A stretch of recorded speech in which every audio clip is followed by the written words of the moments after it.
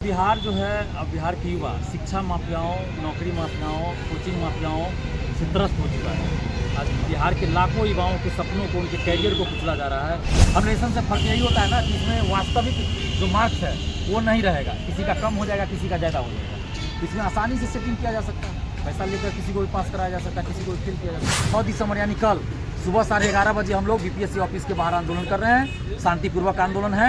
सभी अभ्यर्थियों से अपील कर रहे हैं कि आप लोग आइए और शांतिपूर्वक, शालीनतापूर्वक अपनी बातों को मीडिया के सामने रखना है और सरकार से भी मांग करना है। परिश्रम और परिश्रम के बाद की सफलता, इसका मजा ही कुछ और होता है। पर बिहार के युवा में परिश्रम और परिश्रम के बाद संघर्ष, और संघर्ष के बाद फिर और संघर्ष। अगर एग्जाम पास कर दिया है तो उसके बाद संघर्ष, नौकरी पाने के लिए संघर्ष, और अगर पेपर लीक हो गया तो दोबारा री एग्जाम देने के लिए संघर्ष।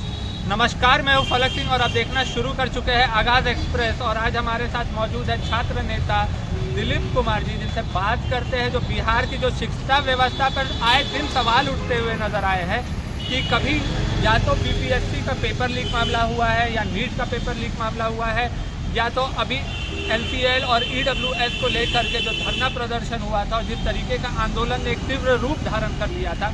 तो ये तमाम मुद्दे जो है शिक्षा व्यवस्था पर सवालिया उठा रही है, बिहार की सरकार पर और बिहार की शिक्षा व्यवस्था पर। और जिस तरीके से अब शिक्षा को एक व्यापार बना दिया गया है, बिहार में ही नहीं पूरे देश में अब शिक्षा एक व्यापार का एक जरिया बन चुका है। माफिया तो कई आए हैं, जैसे कोल माफिया हो, भू माफिया हो या बालू माफिया हो, अब शिक्षा माफिया भी उतर चुके हैं मैदान में। तो सब कुछ पर क्या नजरिया है और बिहार की शिक्षा व्यवस्था किस दलदल में फंसते जा रही है, इस पर हम लोग चलिए आइए बात करते हैं। सर, किस दलदल में है बिहार? देखिए, बिहार जो है, अब बिहार के युवा शिक्षा माफियाओं, नौकरी माफियाओं, कोचिंग माफियाओं से त्रस्त हो चुका है।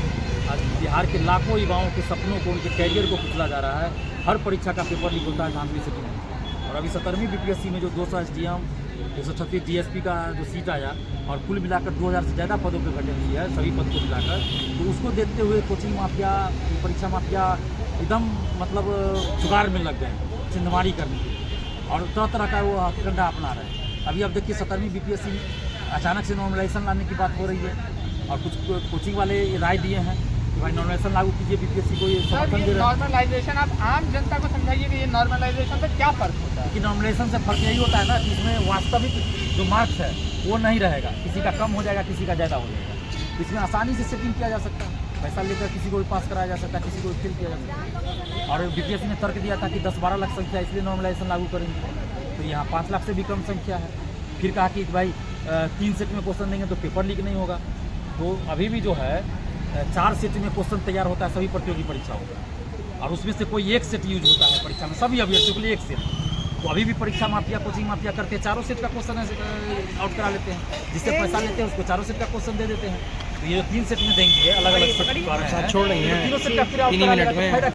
उसको भी प्रतिबंधित करे आज हुआ, कोचिंग माफियाओं पर प्रतिबंध लगाए, जो अधिकारी, जो नेता, जो शिक्षक पेपर लीक क्वेश्चन, इस पर कार्रवाई करें। और अभी यूपी में नॉर्मलाइजेशन लाने की बात थी, वहाँ वापस लिया गया।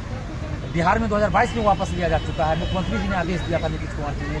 तो फिर अभी 2 साल के बाद क्यों ऐसा किया जा रहा है? क्या बिहार के मुख्यमंत्री नीतीश कुमार जी का अपमान करना चाहती है बीपीएससी?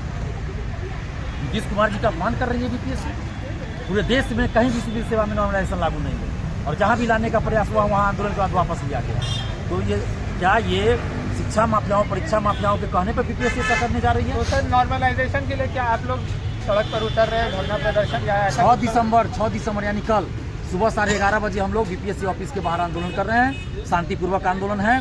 सभी अभ्यर्थियों से अपील कर रहे हैं कि आप लोग आइए और शांतिपूर्वक, शालीनतापूर्वक अपनी बातों को मीडिया के सामने रखना है और सरकार से भी मांग करना है और बीपीएससी मांग करना है। एक आखिरी सवाल सर, जिस तरीके से दिलीप जी आप देख रहे हैं, हर अगले बिल्डिंग में कोचिंग सेंटर खुल रहा है, अगर विद्यार्थियों को ये डर रहता है कि अगर कोचिंग नहीं गए तब एग्जाम निकल नहीं पाएगा, पास नहीं हो पाएंगे, अच्छा ग्रेड नहीं आ पाएगा, क्या संदेश क्या देना चाहते हैं बिहार के छात्रों को? क्योंकि बिहार के छात्र छात्राओं से यही कहेंगे कि आप पढ़ाई करते रहिए ईमानदारी से, सेल्फ स्टडी पे ज़्यादा ध्यान दीजिए। आप जहाँ भी कोचिंग करते हो वो अलग चीज़ है, लेकिन सेल्फ स्टडी कीजिए ज़्यादा, और जहाँ भी गलत हो रहा है वहाँ विरोध खुल के दीजिएगा, तो नॉर्मलाइजेशन लागू हो जाएगा।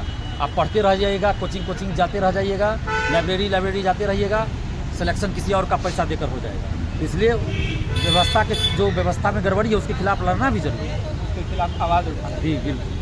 धन्यवाद। तो ये थे हमारे साथ छात्र नेता दिलीप कुमार जी, जिनके तौर पे आपने स्पष्ट रूप से सुना, जो नॉर्मलाइजेशन है ये पूरे देश भर में कहीं नहीं लागू है। तो सवाल पूछे जा रहे हैं बीपीएससी से, सरकार से, तो हमारे बिहार में क्यों?